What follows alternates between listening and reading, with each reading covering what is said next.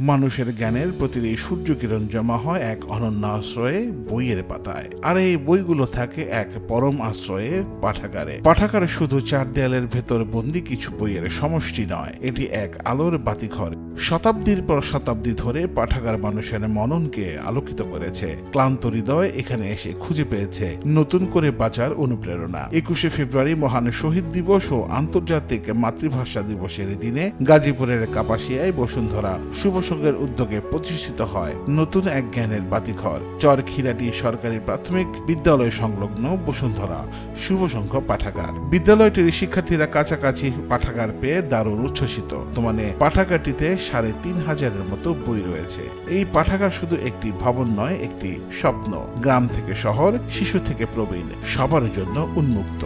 দেশ জুড়ে এরকম নানা কার্যক্রমের মাধ্যমে মানুষের পাশে এসে দাঁড়িয়েছে বসুন্ধরা শুভ সংঘ ও বসুন্ধরা ফাউন্ডেশন। শুভ কাজে সবার পাশে থেকে কাজ করে যাচ্ছে দেশ ও মানুষের কল্যাণে।